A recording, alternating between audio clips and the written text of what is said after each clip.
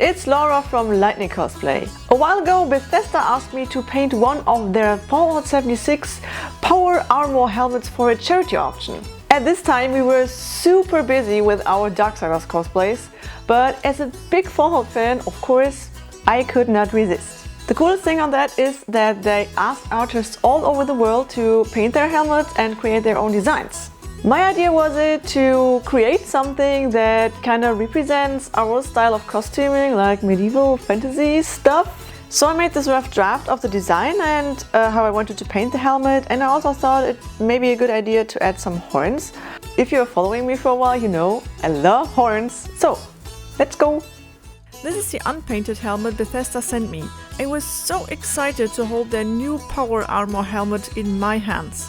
This thing is so huge. Before I started with painting, this baby needed some preparations. First, I removed the visor and protected the cable tube thingies on the sides with tape. The lamp was also masked with tape.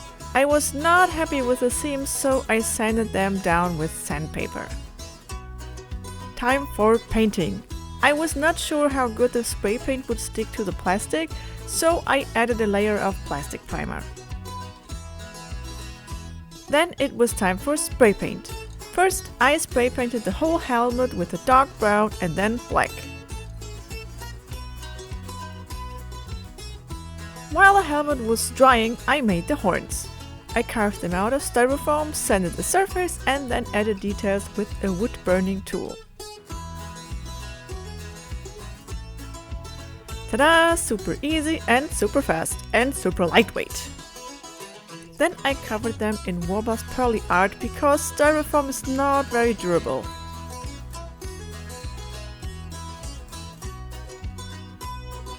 I attached the horns to the ear parts of the helmet.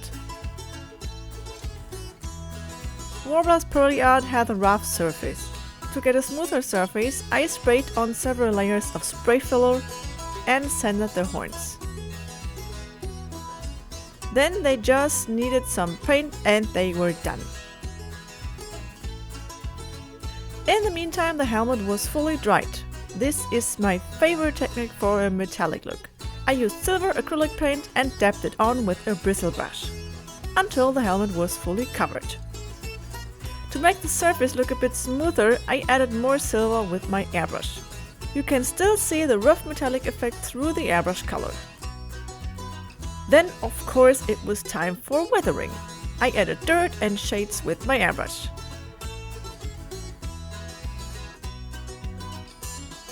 The warrior comes right from the battle, so I added some bloody scratches at the front. For that, I used my all-time favorite tool, the Dremel, and painted the scratches with red acrylic paint.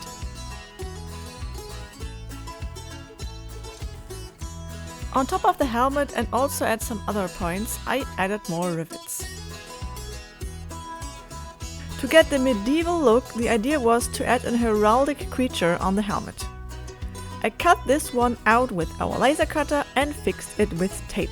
This is not the perfect solution for this, but it was fast. It turned out quite well and I just had to correct some areas. To make it look old and worn, I removed some paint with sandpaper. Later, I also added this dark outline.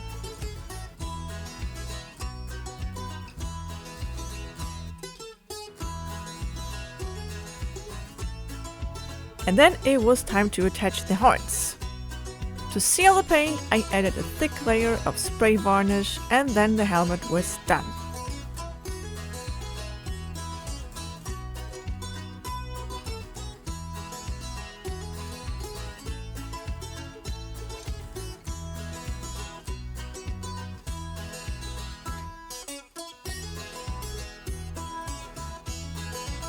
Yep, and then I sadly had to say goodbye and the helmet was shipped to the US for the charity auction.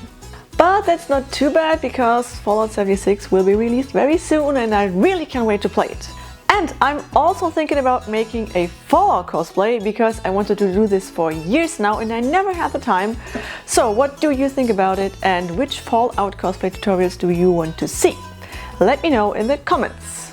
Well, I hope this video was helpful, and if you want to support us, don't forget to subscribe to our channel.